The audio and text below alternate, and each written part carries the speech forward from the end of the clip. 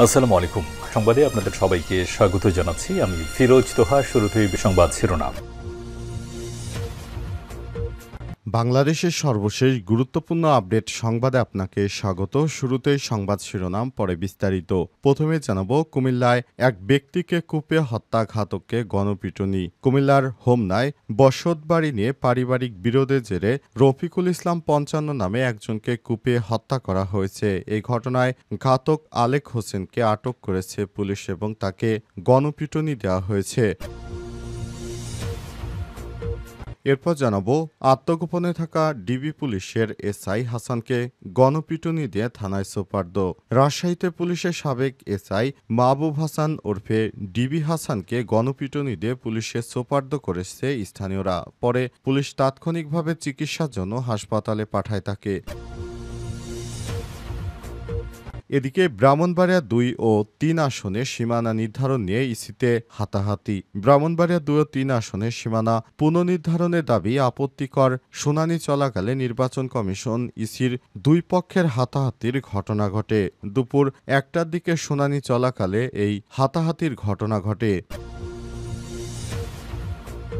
এদিকে বাগেরহাটে চলছে হরতাল ও সড়ক অবরোধ কর্মসূচি। ৪টি সংসদীয় আসন পুনর্বহাল রাখার দাবিতে বাগেরহাট জেলা জুড়ে চলছে হরতাল ও সড়ক অবরোধ। পূর্ব নির্ধারিত ঘোষণা অনুযায়ী আজ হরতালের সমর্থনে জেলার বিভিন্ন সড়ক অবরোধ করেছে সর্বদলীয় সম্মিলিত কমিটির নেতাকর্মীরা। এবং সর্বশেষ জানাবো, বাংলাদেশ পাকিস্তানের মধ্যে এক চুক্তি এবং ৪ সমঝোতা স্মারক সই। বাংলাদেশ ও পাকিস্তানের মধ্যে দ্বিপক্ষীয় আলোচনায় একটি চুক্তি এবং ৪টি সমঝোতা স্মারক সই হয়েছে। ঢাকায় সফররত পাকিস্তানের উপপ্রধানমন্ত্রী ইসহাক দার ও পররাষ্ট্র উপদেষ্টা মোহাম্মদ তৌহিদ হোসেনের মধ্যে বৈঠক শেষে এই চুক্তির বিষয়টি নবায়ন করা হয়েছে, অর্থাৎ নতুন করে বিষয়টি সামনে আনা হয়। প্রিয় দর্শক, এতক্ষণ শুনছিলেন সংবাদ শিরোনাম, এবারে বিস্তারিত। তবে তার আগে বন্ধুরা, অনুরোধ থাকবে সংবাদটিতে একটি লাইক দিন। এই চ্যানেলে আপনি নতুন হয়ে থাকলে আমাদের সংবাদটি দেখতে দেখতে চ্যানেলটি সাবস্ক্রাইব করে রাখুন। কমেন্ট করে বন্ধুরা আপনার মূল্যবান মতামত জানিয়ে দিন আপনি বিশ্বের কোন দেশ থেকে বা বাংলাদেশের কোন স্থান থেকে আমাদের সংবাদটি দেখছেন এবং শুনছেন। আর বন্ধুরা, এই সংবাদটি আপনার সোশ্যাল মিডিয়া ফেসবুকে শেয়ার করে বন্ধুদেরও দেখার সুযোগ করে দিন। কমেন্টের মাধ্যমে জানিয়ে দিন আপনি বাংলাদেশ বা বিশ্বের কোন দেশ থেকে আমাদের সঙ্গে কানেক্টেড রয়েছেন। এবারে বিস্তারিত।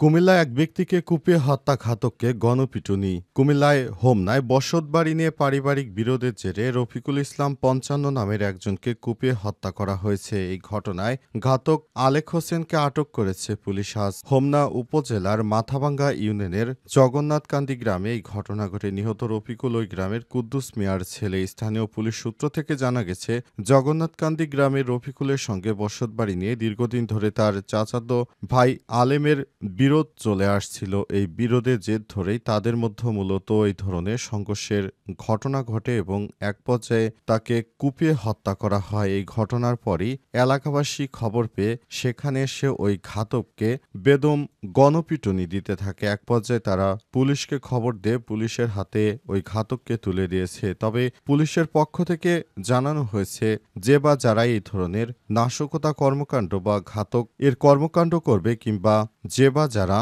মব সৃষ্টি করে মানুষকে হত্যা করবে তাদের বিরুদ্ধে সর্বোচ্চ শাস্তি দেওয়া হবে। অন্তর্বর্তীকালীন সরকারের পক্ষ থেকে সে বিষয়টি জানানো হয়েছে। অন্তর্বর্তীকালীন সরকারের প্রধান উপদেষ্টা প্রফেসর ড. মোহাম্মদ ইউনূসের সরকার কোনো মব সৃষ্টিকারীকে আর রেহাই দেবে না। যারা প্রতিনিয়ত মব সৃষ্টি করছে, মবের মাধ্যমে মানুষ হত্যা করছে, তাদের আর কোনোভাবেই রক্ষা হবে না। পুলিশের পলাতক ডিবি কর্মকর্তাকে গণপিটুনি দিয়ে থানায় সোপর্দ। আত্মগোপনে থাকা ডিবির সাবেক এসআই হাসানকে গণপিটুনি দিয়ে থানায় সোপর্দ করা হয়েছে। রাজশাহীতে পুলিশের সাবেক এসআই মাহবুব হাসান ওরফে ডিবি হাসানকে গণপিটুনি দিয়ে পুলিশে সোপর্দ করেছে স্থানীয়রা। পরে পুলিশ তাৎক্ষণিকভাবে চিকিৎসার জন্য হাসপাতালে পাঠানো হয়েছে। রাতে মহানগরীর ভদ্রা হজের মোড় এলাকায় অবস্থিত হাসানের ভাড়া বাসায় ঘটনা ঘটে। পরে রক্তাক্ত অবস্থায় তাকে চন্দ্রিমা থানা পুলিশের কাছে সোপর্দ করে স্থানীয়রা। পুলিশ জানিয়েছে, মাহবুব হাসান রাজশাহী মহানগর ডিবি পুলিশের সাবেক সদস্য। গত বছর ৫ই আগস্টের পর দায়ের হয় একাধিক মামলার আসামি তিনি। তার বিরুদ্ধে ক্রসফায়ারের ভয় দেখিয়ে ২০১৯ সালে এক ব্যক্তির কাছ থেকে ৫ লক্ষ টাকা আদায়ের অভিযোগে করা মামলাও রয়েছে। নগরের গোরহাঙ্গা এলাকায় ব্যবসায়ী মাসুদ রানা সরকার গত বছর ২২ আগস্ট মামলাটি করেন। এছাড়াও মামলার ভয় দেখিয়ে অর্থ আদায় এবং বিভিন্ন হয়রানির অভিযোগ তার বিরুদ্ধে আরও মামলা করা হয়েছে। সব অভিযোগের পরিপ্রেক্ষিতে গত বছর তিনি চাকরিচ্যুত হন। এরপর থেকে তিনি আত্মগোপনে ছিলেন। এ নিয়ে মহানগরীর অতিরিক্ত উপপুলিশ কমিশনার গাজীউর রহমান জানান, অভিযুক্ত ডিবি পুলিশের সাবেক এসআই হাসানকে নগরীর বলিয়া থানায় একটি চাঁদাবাজির মামলায় গ্রেপ্তার দেখানো হয়েছে। যেহেতু তিনি আহত হয়েছেন তাই পুলিশ হেফাজতে বর্তমানে তাকে রাজশাহী মেডিকেল কলেজ হাসপাতালে চিকিৎসা দেওয়া হচ্ছে। তিনি সুস্থ হলে তার বিরুদ্ধে সাক্ষ্য গ্রহণ শুরু হবে।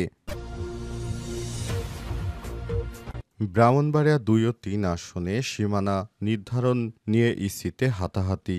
ব্রাহ্মণবাড়িয়া ২ ও ৩ আসনে সীমানা পুনর্নির্ধারণের দাবিতে আপত্তি শুনানি চলাকালে নির্বাচন কমিশন ইসি দুই পক্ষের হাতাহাতির ঘটনা ঘটেছে। দুপুর ১টার দিকে শুনানি চলাকালে এই ঘটনা ঘটে। এর আগে দুপুর ১২টার দিকে আগারগাঁওয়ে নির্বাচন কমিশন ভবনের মিলনায়তনে প্রধান নির্বাচন কমিশনার সিসিএমএম নাসির উদ্দিনের সভাপতিত্বে এ বিষয়ে শুনানি শুরু হয়। ইসির জ্যেষ্ঠ সচিব আক্তার আহমেদের সঞ্চালনায় এতে অন্যদের মধ্যে ৪ নির্বাচন কমিশনার উপস্থিত ছিলেন। রোববার কুমিল্লা অঞ্চলের সংসদীয় ১৮টি আসনের মধ্যে ব্রাহ্মণবাড়িয়া ২, ৩ ও ৫ আসনের সীমানা নিয়ে শুনানির মধ্য দিয়ে ইসিতে শুনানি শুরু হয়। পরে শুনানি চলাকালে দুই পক্ষের মধ্যে হাতাহাতির ঘটনা ঘটে। এ সময় পরিস্থিতি নিয়ন্ত্রণে পুলিশের সদস্যদেরও কাজ করতে দেখা গেছে। গত ৩০শে জুলাই ৩০০ সংসদীয় আসনে সীমানা পুনর্নির্ধারণ করে খসড়া প্রকাশ করে ইসি সেখানে ভোটার সংখ্যার সমতা আনতে গিয়ে গাজীপুর জেলায় একটি আসন বাড়িয়ে ৬টি করা হয়। সেই সঙ্গে বাগেরহাটে আসন ৪টি থেকে কমিয়ে ৩টির প্রস্তাব করা হয়। পরবর্তী গত ১০ই আগস্টের মধ্যে ৮৩টি সংসদীয় এলাকার সীমানায় ১,৭৬০টি দাবি আপত্তির আবেদন ইসিতে জমা পড়ে। এ বিষয়ে দাবি আপত্তির এই শুনানি রোববার থেকে শুরু হয়ে চলবে আগামী ২৭শে আগস্ট পর্যন্ত। এ সময়ের মধ্যে সংসদীয় আসনের সীমানা নিয়ে দাবি আপত্তির আবেদন নিষ্পত্তি করে ৩০০ আসনের সংসদীয় এলাকা সীমানা গেজেট প্রকাশ করবে নির্বাচন কমিশন। বাগেরহাটে চলছে হরতাল ও সড়ক অবরোধ কর্মসূচি। ৪টি সংসদীয় আসন বহালের দাবিতে বাগেরহাট জেলা জুড়ে চলছে হরতাল ও সড়ক অবরোধ। পূর্ব নির্ধারিত ঘোষণা অনুযায়ী রোববার ২৪ আগস্ট সকাল থেকে হরতালের সমর্থনে জেলার বিভিন্ন সড়ক অবরোধ করেছেন সর্বদলীয় সম্মিলিত কমিটির নেতাকর্মীরা। এতে বাগেরহাট জেলার অন্য সব স্থানে যোগাযোগ কার্যত বন্ধ হয়ে গেছে। এছাড়াও ব্যবসায়ী এবং দোকানদাররা স্বতঃস্ফূর্তভাবে দোকানপাট বন্ধ রেখেছেন। রোববার সকাল থেকে খুলনা বাগেরহাট মহাসড়কে কেন্দ্রীয় বাস স্ট্যান্ড, জেলা প্রশাসকের কার্যালয়ের সামনে, খুলনা মাওয়া মহাসড়কের নওয়াপাড়া কাটাখালী মোল্লারহাট সেতু, বাগেরহাট পিরোজপুর মহাসড়কের সাইনবোর্ড বাজার, খুলনা মোংলা মহাসড়কের ফয়লা মোংলা বাস স্ট্যান্ড সহ জেলার অন্তত ১০টি স্থানে সড়কের উপর গাড়ি এবং বেঞ্চ রেখে অবরোধ করেন সর্বদলীয় সম্মিলিত কমিটির নেতাকর্মীরা। উল্লেখ্য, গত ৩০শে জুলাই নির্বাচন কমিশন বাগেরহাটে ৪টি আসনের মধ্যে রামপাল মোংলা নিয়ে গঠিত ৩ আসন বিলুপ্ত করার ঘোষণা দেয়।